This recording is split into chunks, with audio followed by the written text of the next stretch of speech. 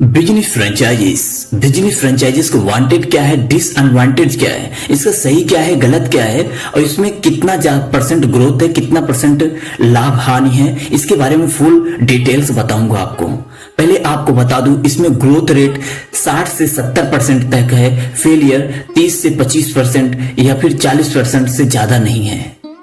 और जितने भी स्टार्टअप नए नए खुलते हैं, बिजनेस नए नए कोई खोलता है, उसमें फेलियर 90% तक होता है, लेकिन इसमें ऐसा नहीं है क्योंकि इसका पहले से ही स्टार्टअप तैयार होता है, सब चीज तैयार होता है, इसलिए इसमें फेलियर का रेट बहुत कम हो जाता है और बहुत से कम ही ऐसा फेलियर आते हैं। और सही जानकारी ना निकालने के कारण ये बिजनेस का जो फ्रेंचाइजीज है इसमें फेलियर रेट आते हैं। अगर बिजनेस का सही फ्रेंचाइजीज के बारे में सही जानकारी ले लो तो आपको तकलीफ नहीं होगा, कभी फेलियर रेट आता ही नहीं है बिजनेस फ्रेंचाइजीज में। आइए हम पहले बताते हैं इसमें गलतियां क्या क्या होती हैं, इसमें घाटा क्या क्या होता है। पहली चीज, आप बिजनेस फ्रेंचाइजीज में अपने आप से कोई चीज ऐड नहीं कर सकते, ना ही कोई चीज अपने से उसमें जोड़ सकते हो। जैसे कि आप अगर पिज्जा बेच रहे हो, बर्गर बेच रहे हो, जो भी डोमिनेट का आप लोगो लिए हो, उसका फ्रेंचाइजीज लिए हो, उसमें अपने से कोई चीज नहीं बेच सकते। जैसे चाट, चाउमीन और भी कोई चीज अपने से ऐड नहीं कर सकते। दूसरी चीज, आपको हर 5 से 10 साल के अंदर रिन्यूअल कराना पड़ता है आपको लाइसेंस को, क्योंकि 5 से 10 साल बाद आपका लाइसेंस जो आपको मिला होता है, आपको स्टाम्प मिला होता है, वो कैंसिल हो जाता है। उसके बाद आपको फिर से फीस देना पड़ता है नया, आपको फिर से आपको उसका रिन्यूअल कराना पड़ता है। तीसरी चीज ये, आपको कभी भी बुलाया जा सकता है कहीं भी आपको सीखने के लिए, क्योंकि जब भी उसमें कंपनी कोई चीज ऐड करती है तो आपको सीखने के लिए जो भी बिजनेस फ्रेंचाइजीज होते हैं उन्हें बुलाया जाता है उनके पास फोन करके कि यहाँ पे आ जाओ, ये चीज सीखो। और वहां पे जाना पड़ेगा, हो सकता है वहां पे रहने खाने का हर चीज का व्यवस्था आपको ही पैसा पेड करना पड़ेगा। चौथी चीज ये, इसमें हमेशा रॉयल्टी देना पड़ता है, आपको ब्याज रेट कुछ देना पड़ता है। ब्याज रेट उसे नहीं बोलते, रॉयल्टी ही बोलते, मतलब कि कुछ कमीशन देना पड़ता है। आप जैसे 100 रुपए का सामान बेचे तो उसमें से आपको 2 रुपए हो सकता है, कोई कोई का परसेंटेज पे होता है कितना परसेंटेज देना है। जैसे कोई 2 रुपए चार्ज करता है तो कोई 4 रुपए करता है, कोई 7 रुपए करता है। हर कंपनी का अलग अलग रॉयल्टी रेट है, तो उस हिसाब से आपको देना पड़ सकता है, देना ही रहता है, देना पड़ सकता नहीं। और चौथी चीज ये है, पांचवी चीज, उनके रूल्स, उनके गाइडलाइंस के खिलाफ नहीं जा सकते। अगर उनके रूल्स गाइडलाइन के खिलाफ जाओगे तो आपकी दुकान कभी भी बंद हो सकती है, आपकी फ्रेंचाइजीज कभी भी बंद हो सकती है। इसलिए उनके रूल्स गाइडलाइन के खिलाफ नहीं जा सकते। जैसे यूट्यूब का अगर गाइडलाइन के खिलाफ जाओगे तो आपका चैनल डिलीट हो सकता है, तो वैसे ही उनका एक रूल्स होता है, नियम होता है, उसके खिलाफ आप नहीं जा सकते। अगर आप जाते हो तो आपके ऊपर पेनाल्टी भी लग सकती है, आपका फ्रेंचाइजीज लाइसेंस भी कैंसिल हो सकता है, कुछ भी हो सकता है। इसका कोई लिमिट नहीं है क्योंकि वो पहले ही स्टाम्प करवा लेते हैं, आपसे लिखा लेते हैं। छठवीं चीज ये, कभी भी आपको अपने से कुछ ऐड नहीं कर सकते और फ्रेंचाइजीज में कभी भी 1 लाख से आपको 30 लाख तक का एक रूल्स, उनका जो रूल्स होता है, गाइडलाइंस होता है, उसके हिसाब से वो लोग लेते हैं, उसका फीस लेते हैं। उनका फीस होता है जो भी फ्रेंचाइजीज देते हैं, उनका बड़ी बड़ी कंपनियों को ज्यादा होता है, छोटी कंपनियों को जो नई स्टार्टअप खोले हैं वो फ्रेंचाइजीज दे रहे हैं तो उनका 50,000 से लाख रुपए, 2 लाख, 4 लाख में मिल जाता है। लेकिन जो बहुत ज्यादा सक्सेस रेट है, जो 100% सक्सेस रेट है, वो लोग ज्यादा चार्ज करते हैं।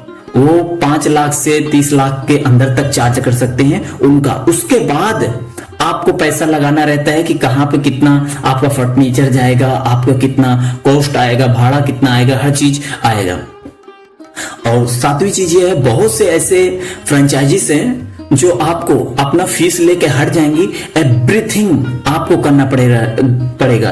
कस्टमर को आपको पैसा देना पड़ेगा, सॉरी कस्टमर का नहीं, आपके पास जो वर्कर है उन्हें देना पड़ेगा, लाइट बिल का देना पड़ेगा, रूम का देना पड़ेगा, आपका जो प्रोविजन वगैरह आएगा, जो मसाला वगैरह आएगा, हर चीज का एवरीथिंग बोले तो सब चीज को आपको देना है। बस उनसे रॉयल्टी से मतलब है और उनसे फीस से मतलब है, बस।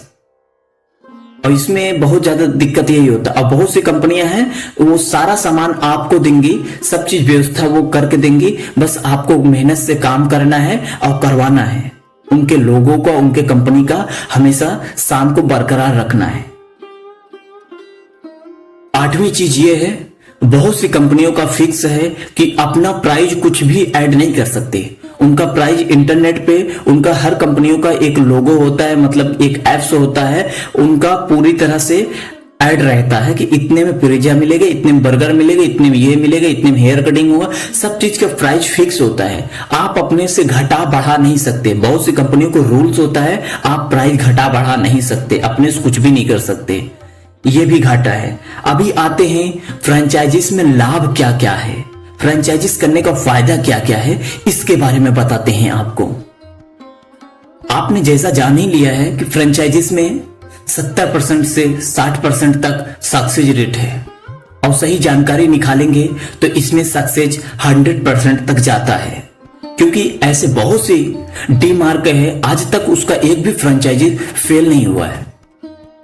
बहुत से ऐसे कंपनियां हैं जो अपने डी मार्क वगैरह हैं, और भी ऐसे बहुत हैं, नाम नहीं लेना चाहता, बहुत से ऐसे फ्रेंचाइजीज कंपनियां हैं जो फेल नहीं हुए, उनका सक्सेस रेट 100 to 100% है। बहुत से ऐसी हैं जिनके बारे में जानकारी नहीं रहता और लोकेशन सही नहीं होता, वो पैसा लेके हट जाते हैं, इसकी वजह से फेल हो जाता है। इसके वजह से आपको बचना पड़ता है। अगर आप चाहते हो कि फ्रेंचाइजीज में सक्सेस हो, इसके बारे में 100% उसके आप जो भी वेबसाइट है उस पे जाके उसके बारे में जानकारी निकाले, तब आप अपना उसका फ्रेंचाइजी से लें। अभी आते हैं इसका फायदा क्या है। पहला चीज ये कि आपको बना बनाया एक स्ट्रक्चर तैयार हो जाता है। दूसरी चीज ये कि आपको कस्टमर बेस मिल जाता है, आपको कस्टमर बनाना नहीं पड़ता। तीसरी चीज ये कि उनके खुद का लोगो होता है, खुद का एडवर्टाइज, खुद के कस्टमर होते हैं, आपको ज्यादा मेहनत नहीं करना पड़ता, आपको कस्टमर बेस अपने आप मिल जाता है। चौथी चीज ये, कभी भी आपको प्रचार नहीं करना पड़ता कि आप यहाँ पे प्रचार करो, वो करो, उनका पहले से ही प्रचार होता है, एक स्टेटस बना होता है, हर चीज वो पहले से ही तैयार करके रखते हैं, सिर्फ आपको पैसा लगाना है, आपका फ्रेम चालू हो जाएगा। 5वीं चीज ये कि आपको कस्टमर्स के साथ ज्यादा बहस नहीं लड़ाना पड़ता, किसी भी प्रकार से लड़ाई झगड़ा नहीं करना पड़ता, क्योंकि कस्टमर पहले से ही लॉयल्टी के कारण आपके साथ जुटे होते हैं। उनके कस्टमर पहले से जुटे होते हैं, वो पहले से ही रेट जानते रहते हैं, और वो जानते हैं कि यहाँ का रेट फिक्स होता है, आपसे लड़ाई झगड़े से कोई मतलब नहीं होता। तीसरा चीज और 6वां चीज ये है कि आपको सिखाने की जरूरत नहीं पड़ती, वो खुद सिखाते हैं। और 7वीं चीज ये है कि वो खुद आके कुछ दिन सिखाते हैं, पढ़ाते हैं, हर चीज के बारे में छोटी से छोटी बात बताते हैं।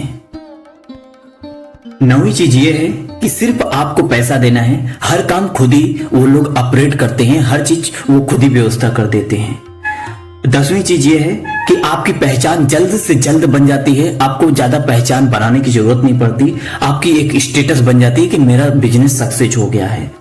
11वीं चीज ये है, इसमें सक्सेसफुल बिजनेसमैन जल्दी बनने का तैयार रहता है, क्योंकि इसमें बिजनेस जो होता है सेटअप एकदम तैयार होता है। इसमें सक्सेसफुल बिजनेसमैन बनने का जल्दी आपका रिस्पॉन्सिबिलिटी होता है, ज्यादा चांसेस होते हैं। 12वीं चीज ये है कि आपको सामान कहीं ढूंढना नहीं पड़ता, सामान खुद ही वो लोग व्यवस्था कर देते हैं। हाँ, बहुत सी कंपनियां हैं जो सामान नहीं देती, लेकिन बहुत सी कंपनियां हैं कि जो हर चीज छोटी से लेकर बड़ी चीज सामान वो खुद ही प्रोवाइड करती हैं। और 12वीं चीज ये है कि आपको जो भी मिलेगा आपको कम प्राइस में मिलेगा और ताजा मिलेगा और सही समय पे मिलेगा। क्योंकि कम प्राइस में इसलिए मिलेगा, वो लोग स्टॉक खरीदते हैं, तो आपको स्टॉक रेट में ही उनकी गाड़ी आती है, स्टॉक रेट में ही मिलती है, इसकी वजह से ये फायदा होता है। आपकी 13वीं चीज ये है कि आपको लोगो मिल जाता है, पोस्टर मिल जाता है, उनका मेनू मिल जाता है, पूरी तरह से एक स्ट्रक्चर तैयार मिल जाता है। आपको किसी भी प्रकार से कहीं भी घूमने की जरूरत नहीं पड़ती, आपको कहीं पे सिर झुकाने की जरूरत नहीं पड़ती है। और अंत में यही कहूंगा, फ्रेंचाइजीज लेना आसान भी नहीं है और मुश्किल भी नहीं है। फ्रेंचाइजीज में मिनिमम अगर देखा जाए तो 10 लाख से और आपका कॉस्ट आ सकता है करोड़ों तक। डिपेंड करता है आपका कितना साइज में, कितने जगह में आप फ्रेंचाइजीज का ओपन कर रहे हो। क्योंकि उनके आएंगे, जो लोग आएंगे, उनके जो भी मैनेजर वगैरह हैं वो आएंगे, आपका फ्रेंचाइजीज का दर देखेंगे, पूरी तरह से एनालाइज करेंगे, फिर आपका पास होगा लाइसेंस। ऐसे ही पास नहीं होता। फ्रेंचाइजीज को लेना आसान है पर चलाना बड़ा मुश्किल है, क्योंकि फ्रेंचाइजीज में अभी बताया आपका डिसएडवांटेज कितना है, एडवांटेज कितना है, सब चीज बताया, सही गलत बताया। तो इसलिए आप इसके पहले जो भी रूल्स नियम है, इनके गाइडलाइंस है, उसके बारे में पढ़ें, जानकारी इकट्ठा करें। इमीडिएटली आके कहीं भी किसी भी दर पे पैसा ना लगाएं। भले 2 महीना लग जाए, लेकिन जो भी फ्रेंचाइजीज खुले हैं, जिस भी फ्रेंचाइजीज का आप पार्ट बनना चाह रहे हैं, उसके जो भी फ्रेंचाइजीज ले चुके हैं उनसे जाके मिले, उनका सही गलत, उनका रिव्यू लें, उनका बारे में जाने, उनका भी सलाह लें पूरी तरह से कि क्या वो सक्सेस है, क्या सही है, क्या गलत है, क्या फायदा है। आप दूसरी चीज ये कि आपको लोकेशन सही दर पे चॉइस करना है। ऐसा नहीं कि एकदम गांव में ले जाके खोल दो आपका फ्रेंचाइजीज, आपका तो ब्याज भले 5 साल बाद आपका एक्सपायरी हो जाएगा, क्योंकि जितना भी वो पैसा लिया रहेगा, रॉयल्टी लिया रहेगा, आपका फीस लिया रहेगा, 5 से 7 साल बाद एक्सपायर हो जाएगा, फिर से आपको देना ही है पैसा। उसके बाद अगर आपका चलेगा नहीं, आपका जो भी आदमी सेटअप कर रखे हो वो भी आपको देना अनघा छटक जाएगा, मतलब कि बहुत मुश्किल हो जाएगा। तो इसलिए ऐसे दर पे फ्रेंचाइजीज खोलो जहां पे सक्सेस रेट ज्यादा हो। लोकेशन चॉइस करें। इसमें फ्रेंचाइजीज में 3 चीज हमेशा याद रखना है। पहली चीज, कहां पे क्या बाजार चाह रहा है। दूसरी चीज, आपको क्या चीज अच्छा लग रहा है। तीसरी चीज, आपको बाजार कहां पे लगाना है, कहां पे नहीं लगाना है। यह चीज बहुत ज्यादा ध्यान में रखना चाहिए। अगर आपको यह वीडियो अच्छा लगा है, अगर आपको और फ्रेंचाइजीज के बारे में जानकारी चाहिए तो आप कमेंट कर सकते हैं। जय हिंद, वंदे मातरम। आप सुन रहे थे डी सुरेंद्र मोदी पे